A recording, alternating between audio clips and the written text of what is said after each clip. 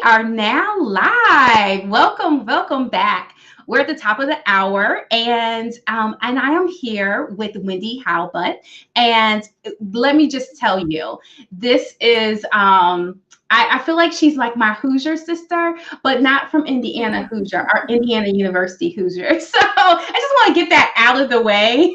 I almost wore my new SPIA shirt that I just received today for you. Well, you've got your crimson on. I was like, I'm bright enough. I'm bright enough. So we'll get it's either the hair or somewhere in the dress. We're gonna get our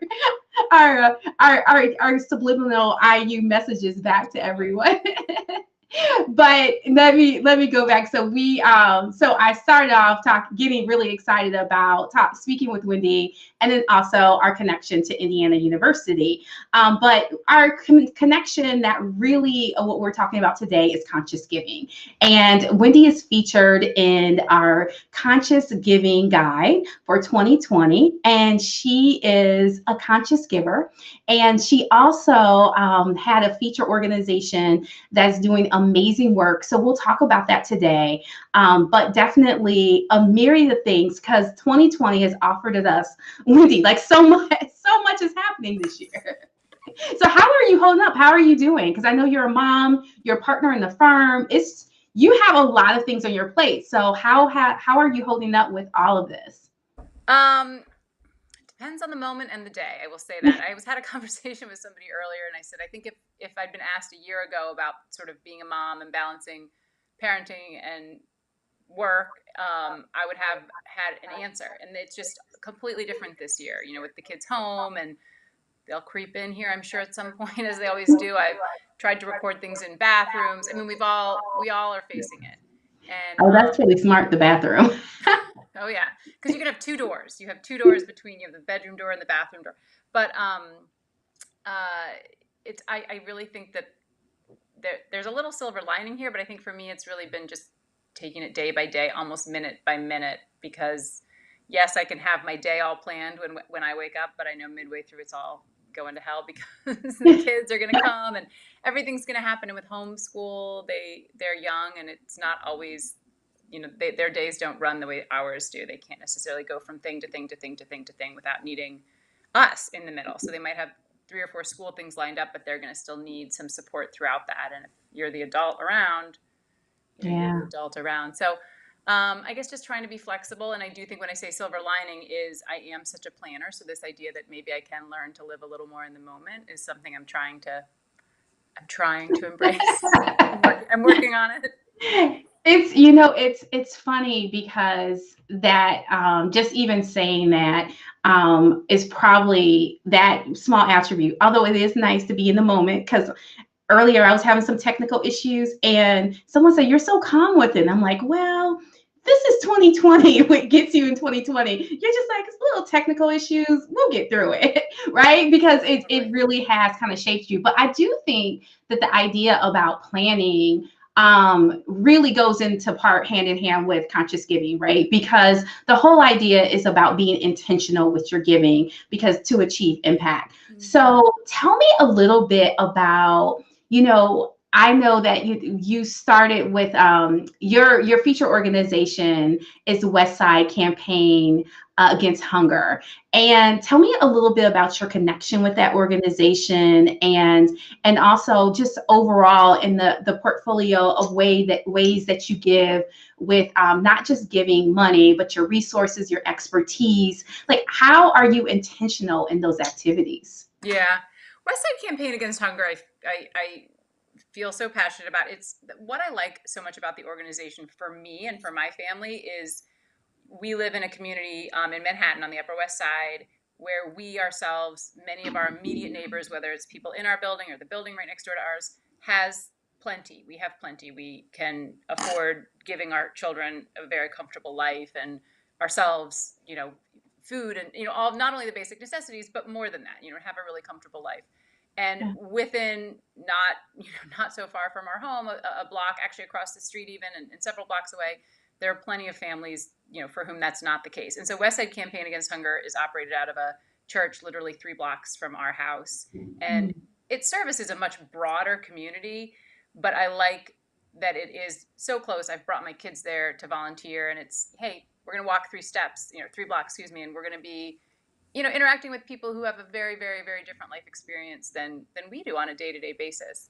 So I think that's sort of what drew me to them. And then what I love so much about the organization is it's not just, they do have a food pantry where, their constituents can come a few times, I think it's up to 3 times a month to, grocery shop essentially, but they also provide lots of other services for the families that are part of their organization. They have, support with everything from, health services and things like that. And then they also offer work training programs for cooking. So they have a huge cooking program where they're training people to be work in restaurants and be chefs. Mm-hmm. And then the food that they make services the soup kitchens that are, part of their organization and everything. So it's very multidimensional what they do.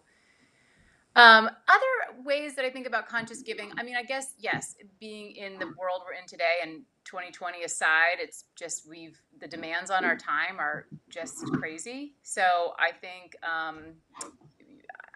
personally, I try to find ways that what I think is my unique skills can be most utilized. I grew up going to a summer camp that I'm very passionate about that also has an 11th grade semester program, 10th grade semester program.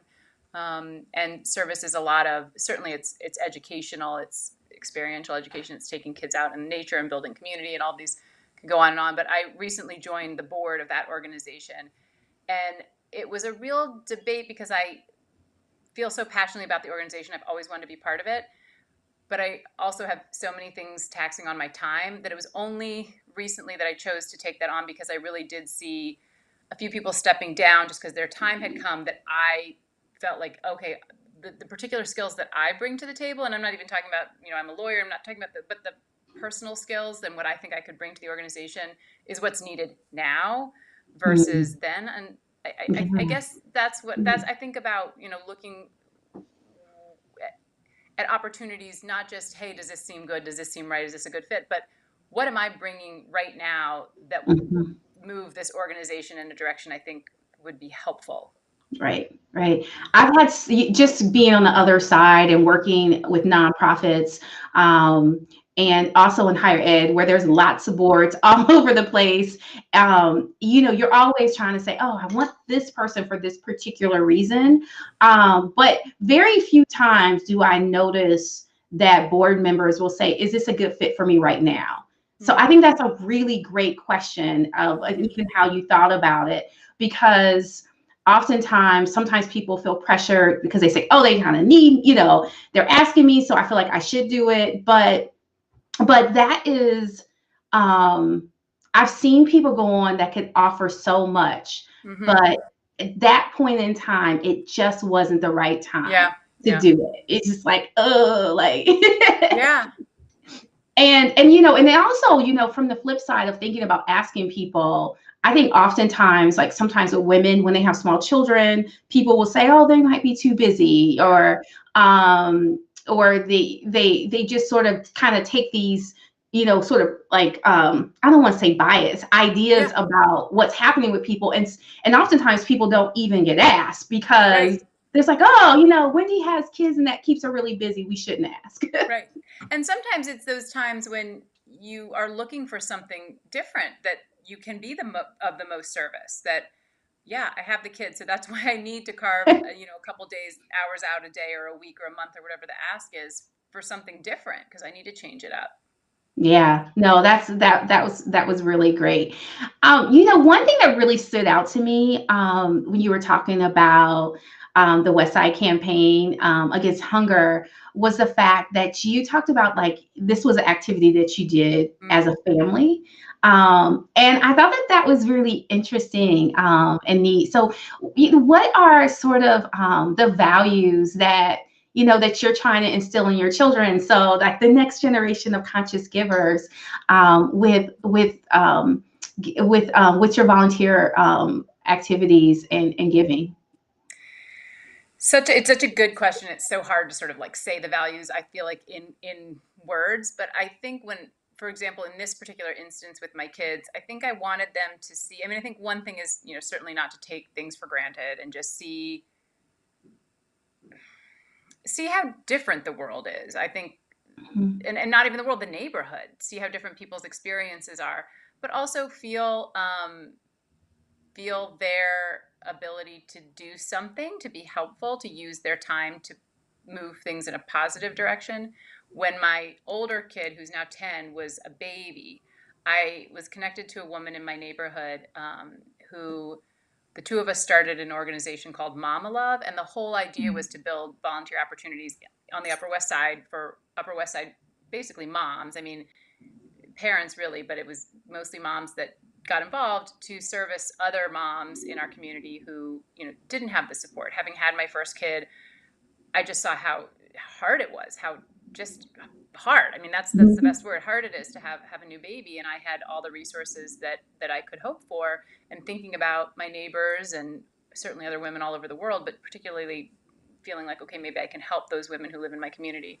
And so we would try to create opportunities that were very family friendly. So we did, and these are some of the things that I think about. Unfortunately, the organization, it was great. It was a really fun organization. We had lots of people getting involved. But once each of us sort of had our second kid, it became harder and harder to kind of keep the nonprofit going. It's sort of Yeah. like in my heart, and someday I'll resurrect it. But we would do like these baby showers every quarter for women through a particular organization, and we would, Mhm. we'd use families to help pool together all of the things to make, and some were repurposed, some were brand new items, but to put together just tremendous sort of goodie bags for these new moms to go home with. And we would do events where we'd go to some of the older, retirement communities, retirement homes in our community that were public, on public support. So they didn't have, these were people who didn't necessarily have family members to come visit them. So we'd do events where the kids could come, and these people could see kids participating. So I'm off on a tangent here, but I think when I think about those events too, and what inspired me to do that, and certainly the bringing my kids to be involved in um, not for profit sort of volunteer work. Obviously money is a great thing to do, and to give money, because organizations really, that's what a lot of organizations need more than anything else. But that's so non-tangible for children. They don't Mhm. get it really, and they don't necessarily have the money. And you can say, hey, we're donating this money, and then I remember as a kid being like, well, what does that look like when that money shows up? What does that look Yeah. like for that organization? So I think that's important, but I also think for kids, it's nice for them to see I can go spend an hour of my time. And for example, when I've taken them to West Side Campaign for Hunger, it might be stacking rice on the shelf. And does that change somebody's life? Well, maybe not, but for my kids, it just felt really like they really got it. They put on the, hairnet because they're protecting the community and the people that are, there, Yeah. and stacking the rice because when the shoppers would come and they wanted to know that they could find what, it's like, it really all starts to come together, and Mhm. you both see how different and also like how much the same you all are, and how everyone just wants to have a nice, experience to get food for their family. And we're here helping make that happen. And I don't know.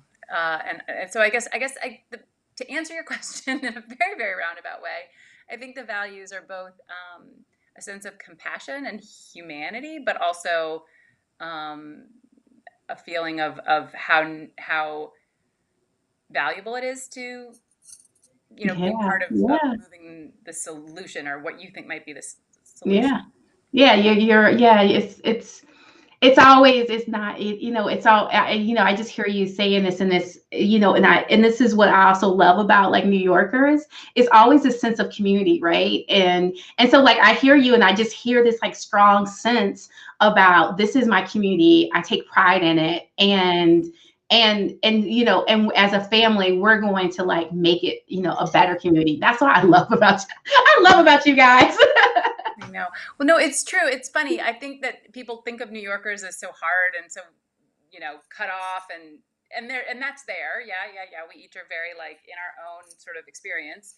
But yeah, there's not a lot of personal space. So you're by force, your community, you get to and from work. I mean, times are a little different right now, but smushed up against, 10 other people in the subway. Go to the grocery store, buy like, your carts are smaller, and we're in these small little aisles. I mean, everything is just, you're a little more, it is. It really is. Your communities start to feel very tight.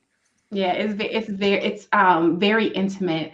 I remember when I'm just growing up in northern Indiana, and I when I just kind of got old enough, like maybe about like eighth grade or so, I just said that I was going to live. I was like, I'm sorry, I'm not living in Indiana anymore. I'm going to live on the street, and it's going to be all different types of people. And we are all going to, just hang out with each other. Because I was just like, this is not life. I want to, I want to have people that are from different backgrounds, different countries, speaking different languages. And that was always what I enjoyed so much. And that was really going from like St. Mary's in South Bend and then going directly down to IU, which made it so special because there was just this amazing amount of student population that you don't expect in Southern Indiana, and it was just so global. Yeah. And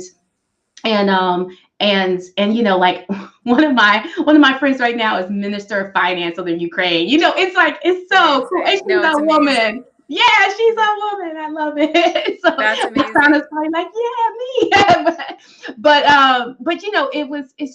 it was such an amazing experience to kind of get that, and now coming to DC, living in DC, and DC is home, that it feels the same way, right? Yeah. Well, yeah, I mean, talk about global, right? In DC too. I mean, you just have such a global population. Yeah, it's fun. So first of all, I think that your law firm has like the best bios of people ever I've ever seen in a law firm. My background is fundraising and the political science, English, every major that typically a lawyer would have was in one of my colleges. And so I've had lots of lawyers that have been my donors. Sure. So I've read bio. So I just want to establish myself as an expert. Yes. I'm just going to go ahead. I'm an expert. But I loved your bio. I thought it was really great and comprehensive, and it was very personable. It didn't it was just like, I got a very clear sense of you and your expertise. And this is like, I'm dying to ask you about this, because there is a quote in there that says about fine-tuning the art of supporting others when they need her the most. I was so blown away, because first of all, I was like, why did I miss this so I could steal this to put in the giving guide? Because this was her quote. This was her quote. But I just, I really was so intrigued by that quote, and also like, what is like the value and the idea behind it? Yeah, I mean, I think it's conscious giving, right? I mean, really, like I know that, and I wanted to be sure that we got to talk about the organization and that, but I also, as I was coming on, thinking a lot about my day-to-day work. I mean, certainly I do work for all different types of clients. But I do always think about I'm in a service industry. My job is to perform a service for somebody and to offer service to people. And I love when I have the time and the bandwidth to have calls with folks that, may or may not ever hire me, but just to help them sort of figure out what's going on with their enterprise or their operation or their organization, or maybe it's an individual who feels like something's not going right at her company or the way she or he has been treated. And then certainly, I have clients that are bigger companies and they're coming to me with their issues and things like that. But yeah, I was thinking about when I wrote that exact sentence. I love that you pulled that out. I think I tied it was sort of about being a mom and what that, being a parent and how that translates to what I do now, and not translates, I'm doing them all now, but marries with what I do now. Yeah. Yeah, it's so funny, because I think that one thing that we're really missing in our workplace is like our wholeness. And so when I read the bio, I was like, oh wow, she's bringing her whole self to her position. It's not just these different hats. I saw all of your hats within this piece. And even particularly, I don't know if the number is still 37, which is like astronomical, but I mean, you've invested in 37 startups too. So I was like, this is cool. Like, I was like, it's probably not 37. 37 Angels is the name of the organization that I'm a part of. But I love that. No, that's cool. No, it's called 37 Angels. I haven't probably invested in 37 startups. No, but maybe. See, I see you thinking about it. So it's probably really high. Maybe someday.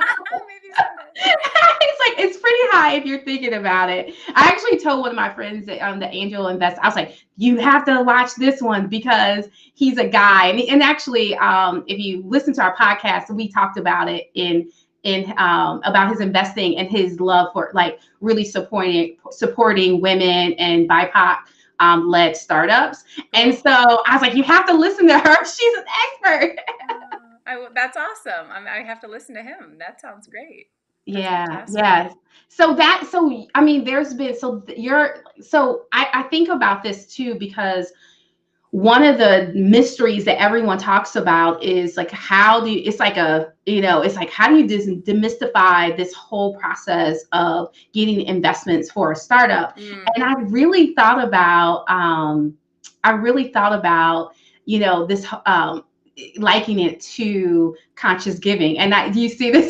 My friend, I am listening. We're going to get to it. Yeah, we're about to get to it. But, how do you go about that process? Because you are very intentional in your work with women-led startups, and you've made amazing impact. So, like, tell us a little bit about like that process and how you go about how you make those decisions with the investments. And then you also mentioned like not the 37, but the 37 angels as an organization. Exactly. Yeah. So I invest in startups in like a number of different ways. I'd say the main one is through this organization called 37 Angels, which is an angel network of women. Actually, it's not all women. There are some men. I think it started as women, and now there are a handful of men in our organization too. It was founded by a Columbia University professor, and she was looking at the numbers. And if you took 100 angel investors, you would have 73. Sorry. Yeah, you'd have 87 men and 13 women. So she created 37 angels to bridge that gap. That was the idea of bringing more women into the investing network, because she thought, well, if more women invest, more of the female-founded enterprises would also, receive investment just as a byproduct of the women being investors.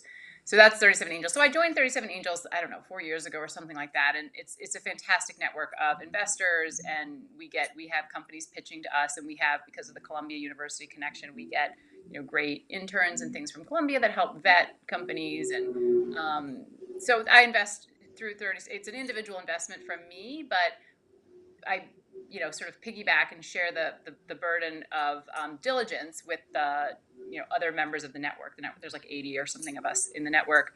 And so we'll do a diligence on a number of companies each. Every 2 months we have a pitch, and then we'll select a handful to invest in, and then everybody makes a personal decision. So I'll invest through 37 Angels sometimes when I see companies that I think are exciting. And then I also do some investing just sort of on my own, or sometimes companies that I'm working with that I learn about through my work. I'm also an advisor for a couple of companies. So usually as an advisor, you get a small piece of equity. So, in a sense, I guess you could say I'm an investor there. I have a little piece of those companies. And what was your question was, how do I make that decision? Is that what you're saying? Like, just thinking about, I love the background of 37 Angels. So that kind of like shares, but just like, your intention and like the impact that you want to make in that space. Because I know we talk a lot about nonprofits, but I believe that there's a purpose that we walk. Yeah. And so, all of us, we kind of live in our purpose. And that's why I really saw this interconnectedness between when I said, you brought your whole self to work, because just to let everyone know, my connection of meeting Wendy was someone posted in my crew. There was this law firm, and they were offering advice, like at the height of the racial pandemic. And it was so cool because when I looked through it, I realized I was just like, oh, conscious giving. There was a group of people who had a set of skills and expertise, and said, at this time, what could we do to make make our world better, or what's happening? And I thought, this is so great. So that was like our introduction with each other, and I thought it was amazing. And so, and it certainly made an impact on me. We'll have to talk about it. That's how I, ended up like now, the Conscious Giving Fund and some other initiatives. So, I just kind of think through that and say that, there's this whole self that you're bringing with all of your work. And and maybe like shifting the question a little bit, is what do you see where your impact, where you want to Yeah. leave, with what and it's hard right now. We're very young. So we're I still know. young. We're A babies. We're long way to babies. go, but Yeah, lots to our legacy is just getting started. yeah, so maybe like in the next 10 years, I guess would be a place that we'll start with. Yeah, I love it. I love it. Well, I actually will just say a big thank you to you for pointing that out about bringing my whole self into that bio and sort of laying out that I do that in my work, because that was really a goal when I took some time between leaving a big law firm and coming to Jerem Law as founding the New York office here. I did some other things during that time, but for the most part, I really wasn't in a traditional sort of. I did the nonprofit Mama Love I talked about. I worked at a startup, but when I came back into law, that was really one of my big things was I am not coming back to fit into like this law firm model that I thought I was supposed to fit into before. I left that. Like when I left the big firm, I did not think I would practice law again because that model didn't work for me. So it was very conscious choice. And I think that I wanted to, it all comes back to the same conscious giving concept, which is like, I am going to make this decision. This is what I am willing to give, or what I shouldn't say it that way. What I want to give, what I think I can give best to the world is my whole self. And I Mhm. have probably had the successes I've had because of that, because women come to me because they see that I'm proud of having kids and I talk about it on my, I don't hide behind that as though that's something that people shouldn't know about me. Or when I have conversations with people for the first time, I don't try to be like, oh, I have all the answers. It's let me hear about you, let me know about what you want to do and let's see how we can get you there. Not, I think lawyers have sort of a reputation of kind of, you come to us and we're going to say, no, you can't do it this way. No, you can't do it that way. We try to do that, flip that around and say, okay, you want this, let's see how we can make that work.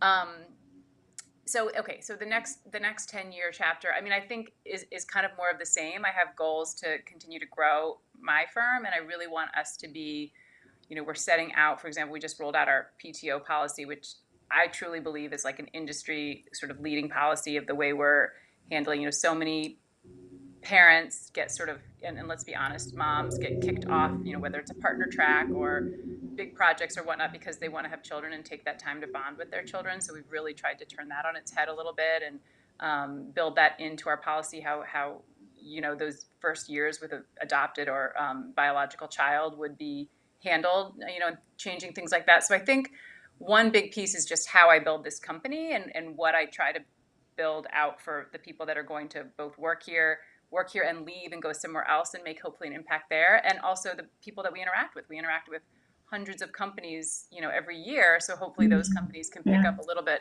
from us. And I love nothing more than whether it's one call like we had, Tysis, or it's a many year relationship with a client when they can come back and say that you helped me in some way, shape, or form. You helped me figure something out. So I think that's my other piece for these 10 years.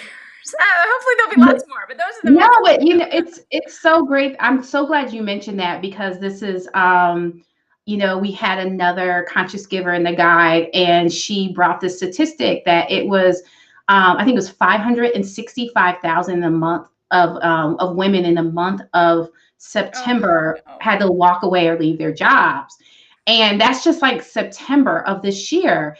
And it's overwhelming, and no one is talking about it, because I don't know, we can't like walk and chew gum, but Yeah. it really has, it's bubbling. And the fact that you all are addressing it at this time is like really innovative and very proactive, to do that. So I applaud that, because that's going to make an impact for a whole family in a whole different way.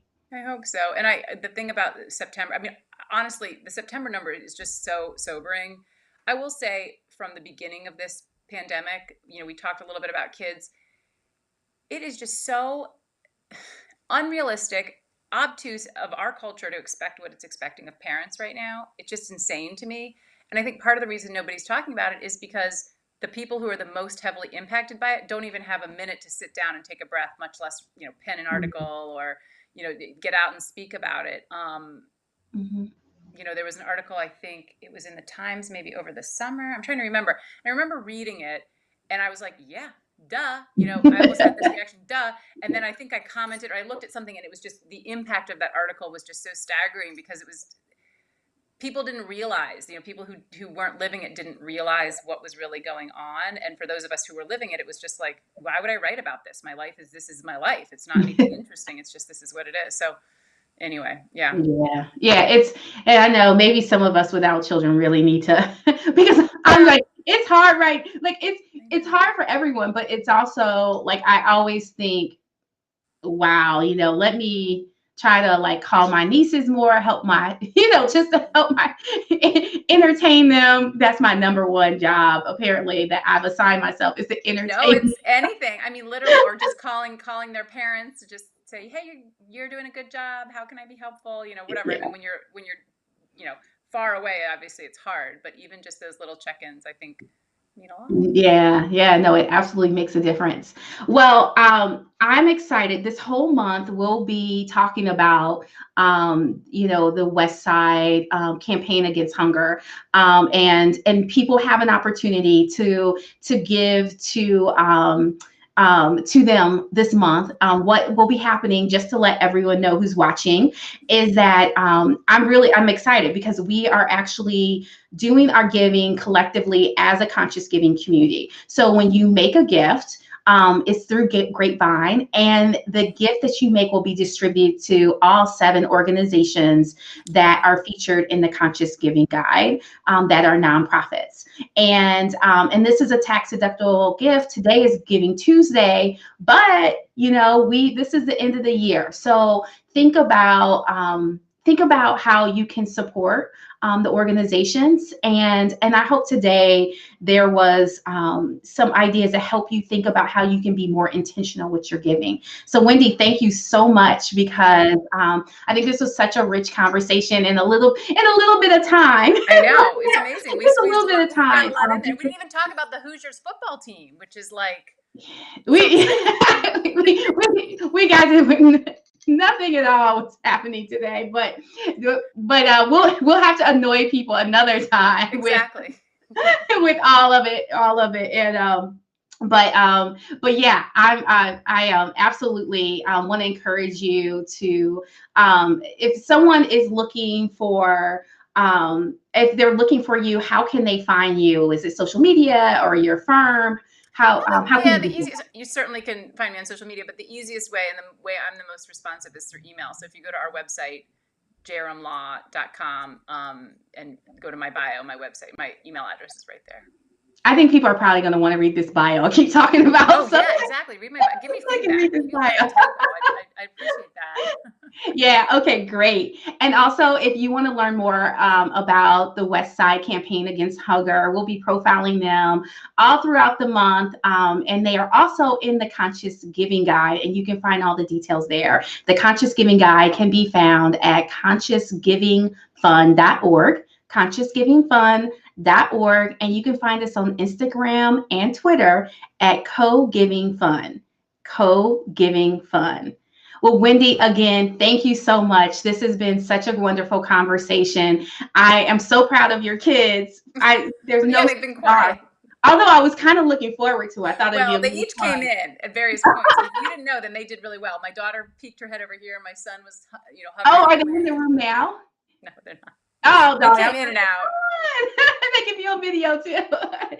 This is the Conscious Giving. Bring it all in, the family. Well, wonderful. Thank you again.